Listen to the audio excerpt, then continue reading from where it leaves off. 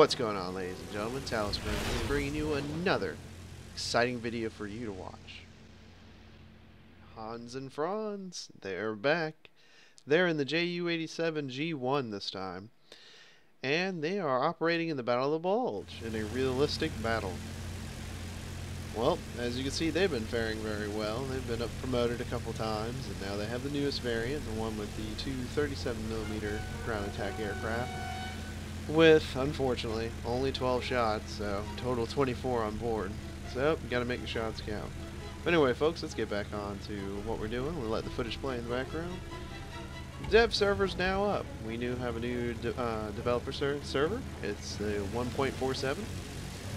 And, yeah, it's very interesting. We've only been on there once. I never seem to be able to get on when it's up and running. But the got a ton of new vehicles. We got lots of aircraft, some bombers, some tier 5s, all the way down to, I think lowest it goes, tier 2, tier 1, and especially with the tanks. Another thing that's very interesting is that, I'm not going to go through everything, it would eat up the entire video, plus more, just explaining to you, what's everything out, but I do have the link to the changelog in the description below. But there are a couple things I'd like to talk about that are very, very interesting. And personally, these are the ones I'm looking forward to. First thing for ground forces, binoculars. Yes, finally. You don't have to use your tank turret, your sniper view to look around. Nope. You'll soon be able to have binoculars, which will be so much easier to use than trying to traverse your turret, especially when you're on a Tiger and you like keeping your gun pointed in a certain direction.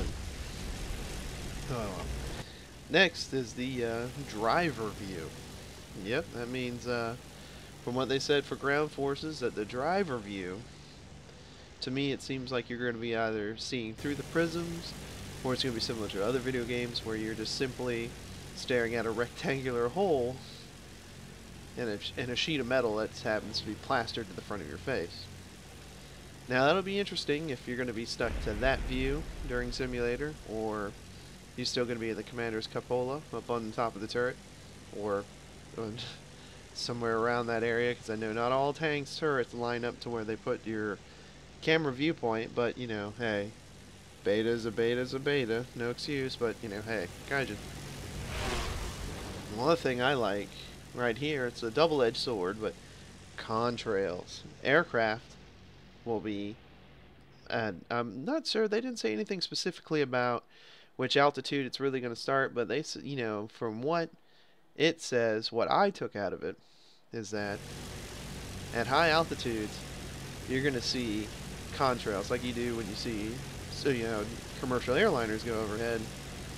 You're gonna be able to tell where somebody's hiding, especially those that are all the ones that like to climb to space and hide out and let the map auto win for them.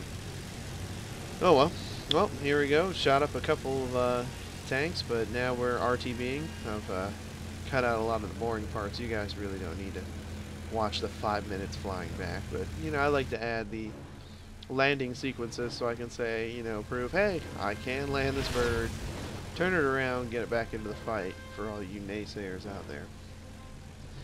Another very interesting visual improvement they're going to do is heat hazing off the gun barrels. Now, if you don't know what a heat haze is, I'll just say, like, have you ever been walking down the street when it's like on the sidewalk and you have the really bright, it's really bright, the sidewalk's hot as hot can be, and you see the wiggles, where you can't see clearly through it. That's now going to be on top of gun barrels, which will be very interesting to see. So, Hans and Franz look like they parked it, didn't get chewed out too bad, so there they go back out again. Good luck, boys. Beer and strudel when you get back, my friend. So, they're going to also change up the different terrain settings. Just one thing I like is that now you can't set your graphics to potato and then suddenly have an advantage. No. Remember back in the days of the Nintendo 64 and the early PlayStation? The fog, that infamous fog you couldn't see 20 feet in? Guess what you're gonna get? It sucks. Yeah, I know you have a lower rig, but you know, stop kind of bringing all of us down with you. You know, hey, sorry, bud. So I think that'll definitely do better for those that play sim battles that are absolutely trying to get every single edge. I just keep the terrain features max, and if you know you want to skip around 2 inches off the dirt because you can see through the bush that isn't there because of your terrain settings, like go ahead, dude. But I don't like driving around on the moon. So we got a couple new ground forces vehicles. Specifically, the Tiger Ausführung E. You have a new Tiger 1, which is pretty good because we only have one Tiger, well, two Tigers, I should say, but a Tiger 1H, and then the Tiger 2. And, you know, we're going to have the Gepard Flakpanzer, which is something I'm looking forward to. Another version of the Martyr 3. Oh joy, because the other one wasn't so much of a pain in the butt. But my favorite, the Panzerkampfwagen 8. Everyone's like, what? Well, spit it out, man. What is that? The Mouse.